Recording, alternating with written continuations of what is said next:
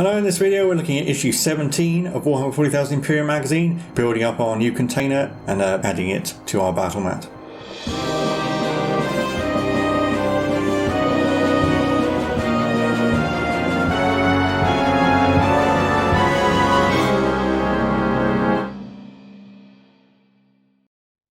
Hello, I'm Mike and this is Will. We are the Tabletop Donkeys. Hello. I'm bringing you issue 17 of Warhammer 40,000 Imperium magazine today. In this issue we got another set of the Munitorum Armoured Containers with the ammo crates and Prometheum drums, and if you'd like to see them on the battlefield there'll be a time code in the description, or you can use the chapter bars to see them in the game. Having a quick look through the issue first. First up we have more tables so you can add more background to your Ultramarines. It goes over the personal grudges they can accrue over time. Since Space Marines live for so long and fight against the same foes over and over, they tend to develop deep grudges. These ones are obviously Necron based since they're fighting the Necrons. And then on the next page you can give them some injuries they've sustained. There's one table for heroes who have taken injuries, and then squads who have taken losses as well. And some more background on the Necron outcasts. So these are Necrons who have gone mad during their time in stasis, or have been infected by the Necron equivalent of a disease. So you have the flayed ones here who have an insatiable hunger for flesh and actually live in their own sort of pocket dimension, but are able to sense Necrons in combat and then just will arrive of their own accord, much to the dismay of their Necron allies who are scared that the plague that causes them to go insane will spread. And then we have the destroyers as well. The Scorpec destroyers we've seen before, the Locust destroyers. It also mentions Hexmark and Ophidian destroyers. These are used as shock troops by other Necrons. Some background here on Imperial worlds. So the Imperium basically spans the whole of the Milky Way and covers over at least 1 million worlds. Little sidebox here about astropaths, which are psychers who specialise in telepathic communication, and so are effectively how these worlds communicate using astropaths. And it goes over several types of worlds. So we have hive worlds, which are sort of extremely large, built-up cities. Usually conditions in hive worlds are very poor. There are feudal worlds, which are less technologically advanced and still use a more medieval style of leadership, where you have nobility who rule over serfs. And then feral worlds, which are very unpleasant places to live, although quite a few Space Marines do actually come from feral worlds, since people who survive there tend to be very tough. You know, the build guide for the Munitorum Armoured Container, this is exactly the same as it was before. You can choose to have the containers open or closed. If you have them closed, it makes them easier to stack. Then the painting guide, which is a different colour scheme. So you have a Screamer pink Munitorum container and blue ammo crates and black drums, but otherwise the techniques are largely the same. I'm not sure if we've done recess shading before. This might be a new technique where you make the brush to a fine point and then you just paint the wash into the recesses directly rather than covering the whole thing. They also make you dry brush the Screamer Pink with Corax White, which is quite a harsh highlight. Probably just apply it very lightly so it's more subtle. Just decide whether you want to do that for yourself. I didn't bother with it personally. And also doing some shading here. Agrexo shade over the gold areas as well to bring out the detail there. It does take quite a while to recess shade the container as well, but it does look quite good. Using Agrex shade in particular makes it all look very grimy and weathered. Fairly subtle effect, but it does add a lot of depth to the models. So that's not quite it for our lore. We have a fold-out here. On one side we have some of the more famous dynasties of the Necrons. So the Nihilak dynasty is one of the richest ones. The Novok are particularly bloodthirsty and so on. The Zarakan obviously is the dynasty of the Silent King himself. And it goes over some of the chronoptic constructs as well. Also some inspiration if you decide you don't like the Zarakan colour scheme and you want to try a different one. Then on the other side we have a little map of what is currently the Necron Empire, again showing the more famous dynasties and some of the smaller worlds. And it notes how the Necron Empire did span the galaxy as well, but is slowly waking up. It's unknown just how many tomb worlds exactly there are, but when one wakes up it tends to wake up ones near it. The Necrons don't have any psychers, so they get around the galaxy using these dolmen gates, which are portals to the webway, not unlike the Eldari. But with all of that over, we can get into our game for this issue.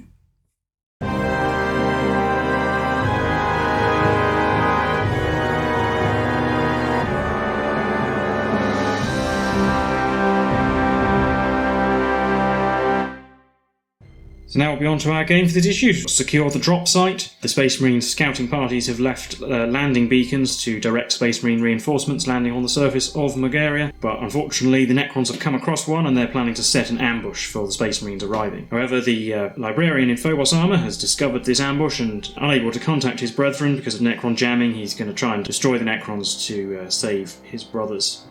So we have the large board set up here, the new container, and the new ammunition crates and Promethean barrels. The Necrons set up 8 warriors with Gauss flayers. That's the 3 from issue 2 and the 5 from issues 9 and 10. As a single unit of 8. They also have the 5 flayed ones who begin getting off the board. There's an objective up at point A, which is where the Librarian has to get to, representing the beacon, and the Librarian himself starts on point E on the other side of the board. And he's the only model the Space Marines get in this game.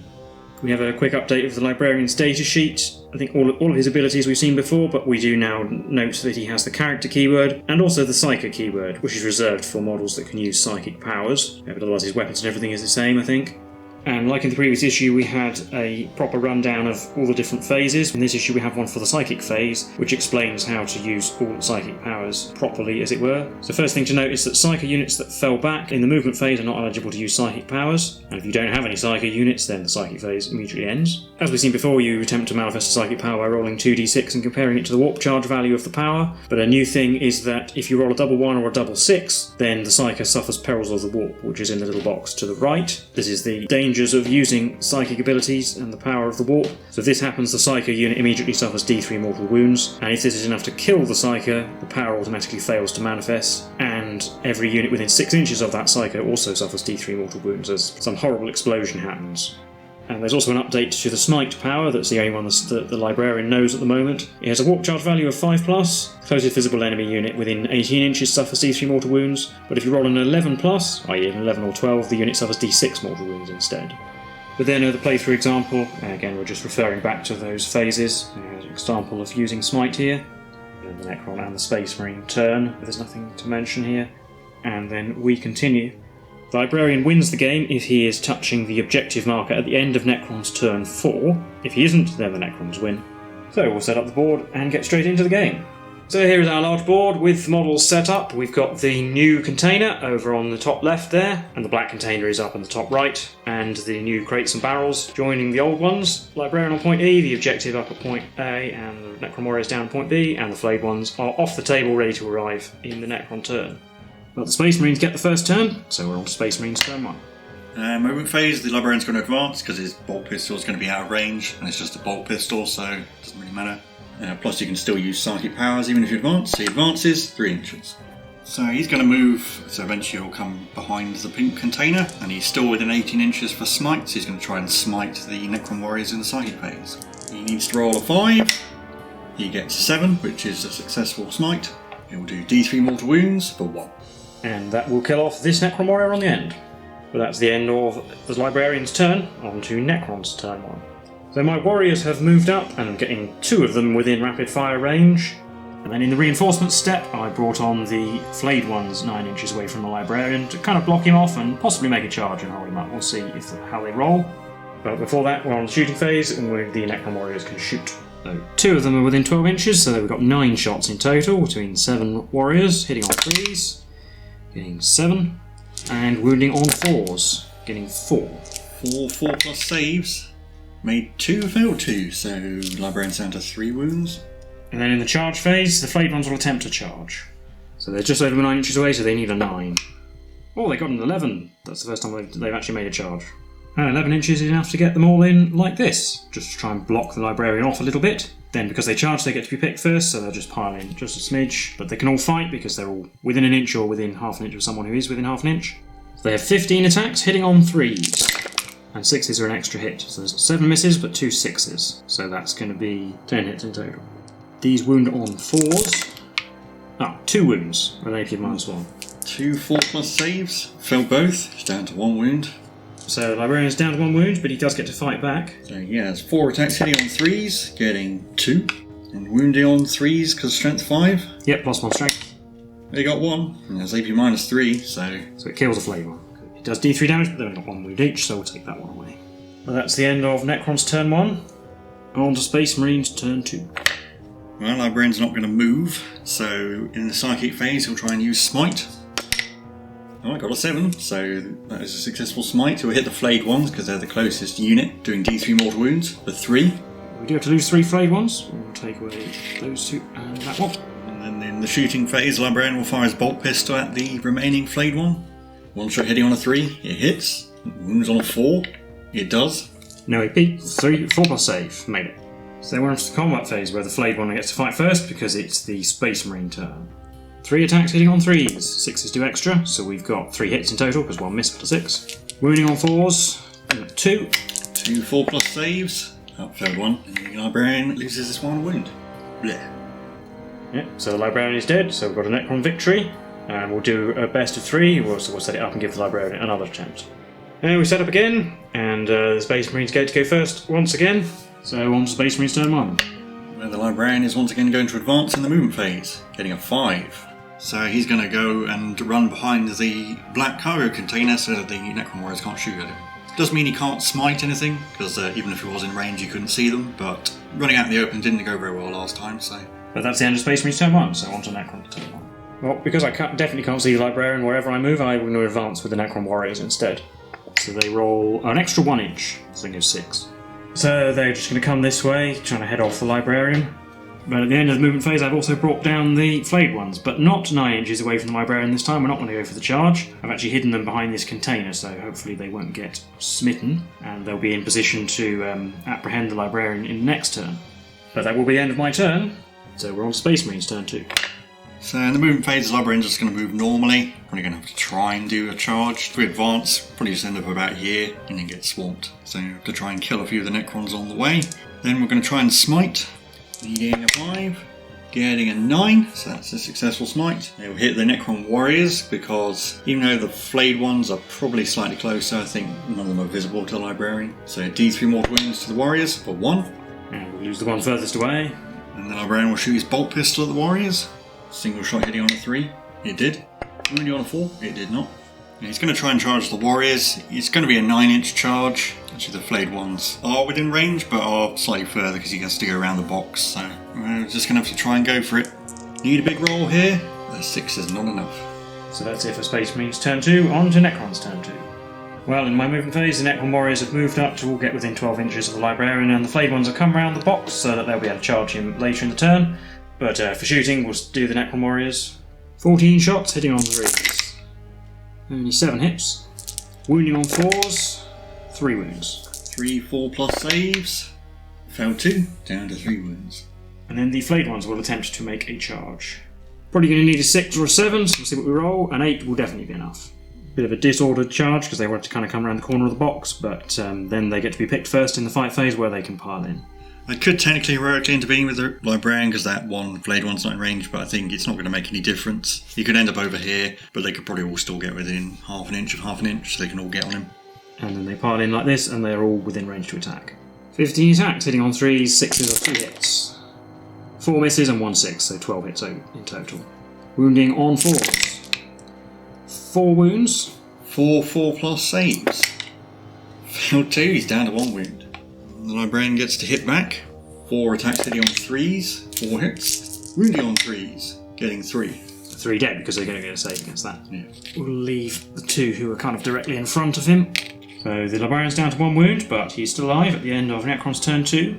So we're on to Space Marines turn 3.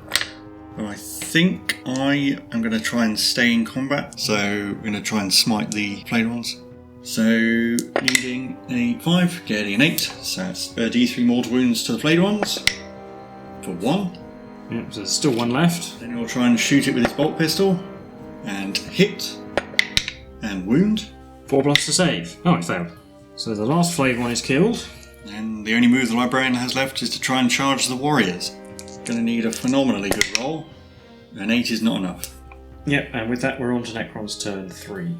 But we can actually safely call the game there because, I mean, the Necron Warriors will probably just shoot and kill him anyway, but the Librarian has no way of getting onto the objective, even if he advances a maximum distance. I suppose the only way if I did something silly like move my Necron near it and he could charge them, but I'm obviously not going to do that. So it'll be a Necron victory in this game and the best of 3, and we'll recap those games for you now.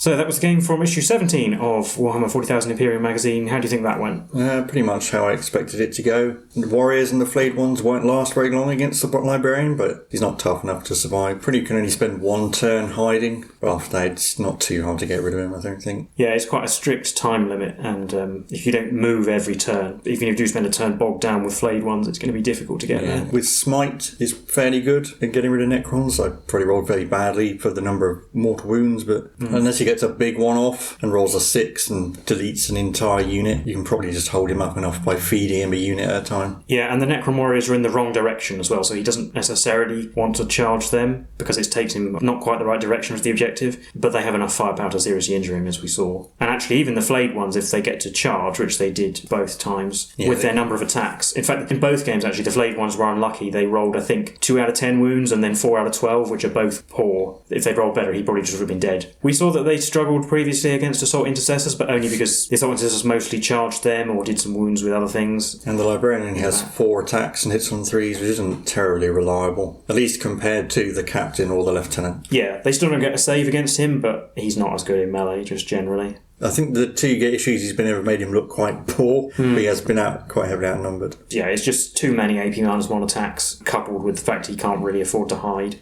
Possibly, though, the tactic I tried in the second one is the best one. Well, it may be a better tactic because the Librarian is to just advance and try and sprint towards the Necron warriors. Yeah. Just to try and limit the amount of times you get shot at because they're much less dangerous in melee. Yeah, possibly. A good advance roll in your first turn might mean that you can charge them in your second as well. Yeah, and you're kind of relying on getting some good damage with Smite and him rolling well in melee. And from the Necron point of view, tactics are fairly easy. You just keep a bit of distance and bog the Librarian down when necessary. Nothing matters in this game apart from whether he gets to the objective or not, and if he's dead he can't get there, but if he's also held up too long fighting flayed ones or even warriors, he can't get there either. So I think it's definitely balanced in the Necron's favour, this one. And well, there isn't too much to say about Smite or Psychers, and we do get the full rules for Psychers and they're useful to have around, but again they probably need to be a support arm of a Space Marine army, not the entire army itself. As we'll get to learn, he will have more psychic powers at some point, and then we'll see that Smite is really just a kind of secondary ability. You will probably use it fairly often, but it's the other psychic powers that really make Psychers shine, I suppose. Yeah, and Space Marine Librarians are middle-of-the-road Psychers as well. Some Psychers get bonuses to their psychic roll, so it's easier to get the larger Smite, and it can do quite a lot of damage if you position yourself correctly. And Smite, every Psyker knows it. As we've seen, it is good against things that have a decent toughness and armour save. And it's quite handy against the Necrons have a rule that allows them to come back, which we'll hopefully learn about soon enough, which Smite handily avoids because it happens in the psychic phase.